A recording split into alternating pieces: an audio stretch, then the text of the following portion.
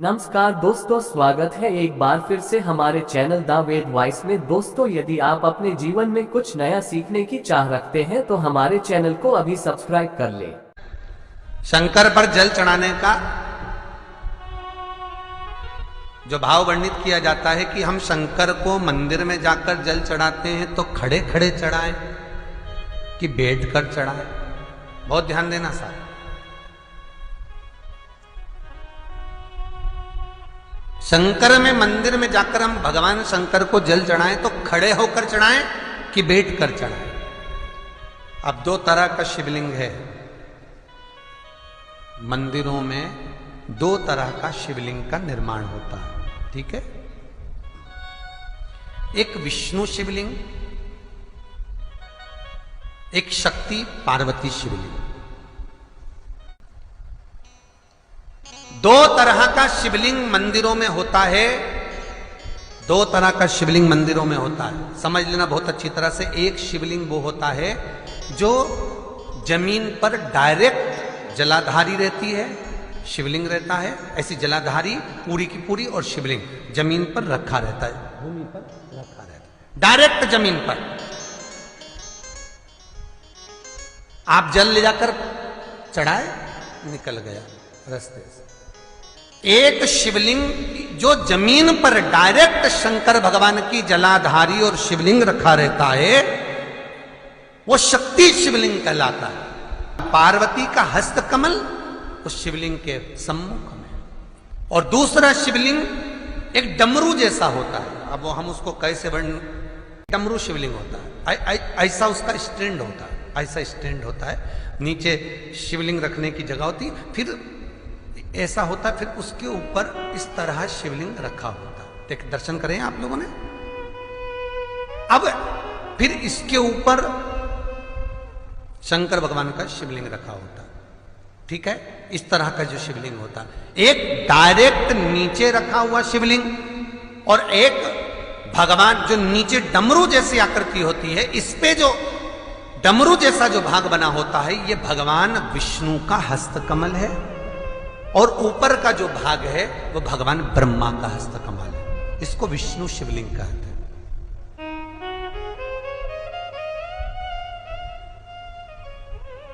इसको हरीश्वर महादेव भी कहा जाता है। कौन सा महादेव कहते हैं? हरि सर्वेश्वर महादेव। हरीश्वर महादेव भी कहते हैं, हरि सर्वेश्वर भी कहते हैं। तो डमरू जैसा जो शिवलिंग का निर्माण हुआ है मंदिर में, अगर शिवलिंग ऊंचा है, शिवलिंग थोड़ी सी हाइट पर है, ऊंचाई पर है, और डमरू जैसा भाग फिर उसके ऊपर जलाधारी के बाद शिवलिंग निर्माण किया गया है, तो वो विष्णु शिवलिंग कहलाएगा, वो हरीश्वर शिवलिंग कहलाएगा, वो हरिवंश शिवलिंग कहलाएगा, हरीश्वर कहलाएगा। और जो डायरेक्ट सीधे जो रखा हुआ है, 12 ज्योतिर्लिंग के अगर आप दर्शन करेंगे तो कहीं पर भी आपको विष्णु शिवलिंग नहीं मिलेगा, केवल एक नागेश्वर को छोड़कर जम के बोलिए, केवल एक नागेश्वर।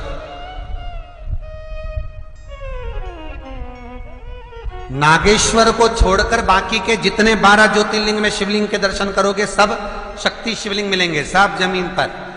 आप जितने भी देखेंगे, काशी का देखेंगे, महाकालेश्वर देखेंगे, तो डायरेक्ट जमीन पर जलाधारी बनी है महाकाल बाबा की, डायरेक्ट जमीन पर बनी है, कोई ऊंचाई नहीं है, डायरेक्ट जमीन पर फिर शिवलिंग है। ओमकारेश्वर देख लीजिए, ममलेश्वर देख लीजिए, आप चाहें तो विश्वनाथ देख लीजिए, डायरेक्ट जमीन पर। सोमनाथ देख लीजिए, डायरेक्ट जमीन पर।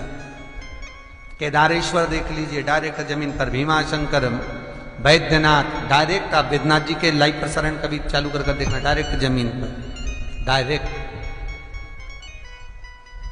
तो जितने भी शिवलिंग हैं सारे के सारे शक्ति शिवलिंग हैं। जो डमरू के भाग पर रखा हुआ है वो हरीश्वर शिवलिंग, विष्णु के हस्तकमल पर जो रखा है, तो शास्त्र कहता है आप शक्ति शिवलिंग का जब जब अभिषेक करें, बहुत ध्यान रखना अपनी जिंदगी में इस प्रसंग को श्रावण के महीने में बहुत ध्यान रखना। आपके आसपास में भी मंदिर हो तो उस पर ध्यान रखना। जो शक्ति शिवलिंग हो उस पर जब भी जल चढ़ाना तो बैठकर चढ़ाना, बैठकर चढ़ाना। शक्ति शिवलिंग पर जब भी जल चढ़े, भले शिवलिंग कितना भी ऊंचा हो, कितना भी ऊंचा हो, तो संघी से चढ़ा दो, पर जल बैठ कर चढ़ाए। भले शिवलिंग ऊपर है, पूरा तरह से हाथ नहीं पहुंचा, जैसे सोमनाथ जी में अब शिवलिंग कितना बड़ा है, महाकालेश्वर का शिवलिंग कितना बड़ा, तो उसको तो बैठकर स्नान नहीं करा सकते। भले शिवलिंग कितना भी ऊंचा हो, पर अगर भूमि टच है, शिवलिंग अगर भूमि टच है, शक्ति शिवलिंग है, तो भले आधा शिवलिंग नहाए, आधे पर पानी जाए, पर बैठकर ही स्नान कराया जाता है। और महाराज यदि हरीश्वर शिवलिंग है, अर्थात भगवान विष्णु के हस्त कमल पर, ब्रह्मा के हस्त कमल पर यदि शिवलिंग है, तो वो शिवलिंग का जब भी स्नान कराएंगे, अभिषेक कराएंगे, पूजन कराएंगे, तो खड़े होकर ही करना है।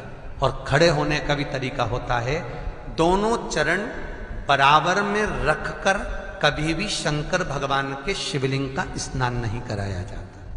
दोनों चरण बराबर रखकर, अगर हरीश्वर शिवलिंग है, किसी मंदिर में शंकर को जल चढ़ाने के लिए आप गए हो और शंकर को जल चढ़ा रहे हो, तो हरीश्वर अगर शिवलिंग है तो दोनों पांव बराबर रखकर नहीं, एक सीधा चरण थोड़ा सा आगे रखिए और उल्टा चरण थोड़ा सा पीछे रखकर भगवान शंकर का जलाभिषेक करने पर लक्ष्मी जैसे अपने चरण रहते हैं, भगवान शंकर उसी तरह से लक्ष्मी को दौड़ाते हुए अपने घर में प्रवेश कराते हैं। लक्ष्मी भागती हुई, अगर जो पुष्टि मार्ग से जुड़े होंगे, जो भगवान ठाकुर जी की सेवा करते हैं, पुष्टि मार्ग से जुड़े हों, श्रीमद वल्लभाचार्य जी से, वल्लभ कुल बालकों से जिनका ब्रह्म संबंध हुआ है, ऐसे अगर जीव हैं, वैष्णव जीव हैं, तो वो दर्शन करते होंगे ठाकुर जी, यमुना जी और महाप्रभु जी का। तो कैसा दर्शन करेंगे? श्रीनाथ जी का दर्शन करेंगे तो दोनों पांव श्री जी बाबा के, मेरे ठाकुर जी के बराबर पर है, नाथ द्वारा वाले श्री जी बाबा के, गोवर्धन नाथ जी के दोनों पांव चरण बराबर। श्रीमद वल्लभाचार्य जी का दर्शन करेंगे तो दोनों चरण बराबर के फोटो में मिलेंगे। पर यमुना जी का अगर आप दर्शन करेंगे, पटरानी यमुना जी का जब दर्शन करेंगे, तो यमुना जी का चित्र का दर्शन करेंगे, तो यमुना हमेशा एक पांव यमुना जी का आगे मिलता है। क्यों? जो वैष्णव ठाकुर का दर्शन करे, श्रीमद वल्लभाचार्य जी के अनुसार भगवत चर्चा करे, उसके यहाँ यमुना भक्ति निरंतर प्रवेश करती जाए, इसलिए भागता हुआ चरण, दौड़ता।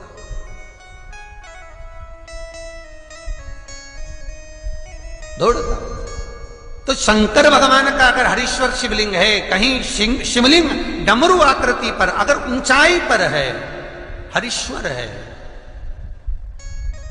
तो फिर जल खड़े होकर चढ़ाए, चरण आगे पीछे। बहुत ध्यान देना महाराज, हरीश्वर शिवलिंग का वर्णन किया महाराज, बहुत सुंदर बात कही है, बहुत ध्यान से सुनिएगा। शक्ति शिवलिंग के ऊपर जो जलाधारी लगती है, शक्ति शिवलिंग के ऊपर जो जलाधारी लगती है, वो 5 मिनट, 10 मिनट, आधा घंटा रखकर 24 घंटे के लिए हटा सकते हो। शक्ति शिवलिंग के ऊपर जो जलाधारी लगती है, वो 15-20 मिनट रखकर, आधा घंटा रखकर आप हटा सकते हो।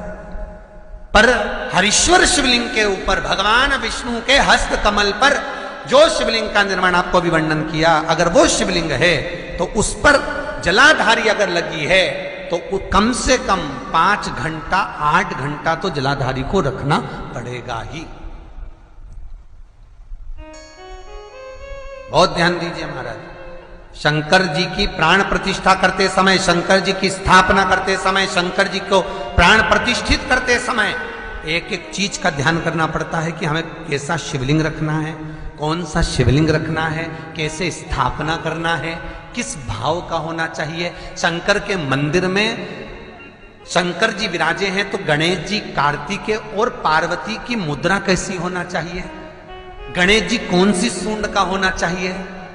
जब शंकर के मंदिर में हम आराधना कर रहे हैं तो गणेश जी की सूंड किस ओर होना चाहिए, पार्वती की मुद्रा कौन सी होना चाहिए, षडानंद कार्तिकेय की दृष्टि कहां होना चाहिए, ये शंकर जी की प्राण प्रतिष्ठा में देखा जाता है।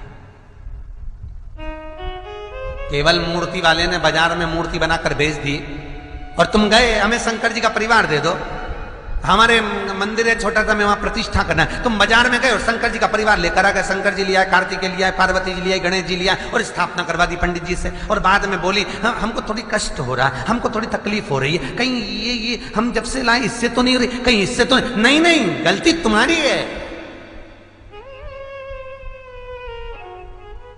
तुम तो बस गई और लेकर आ गई।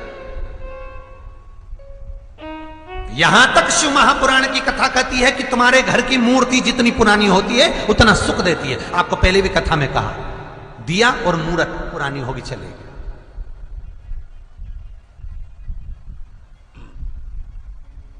पुरानी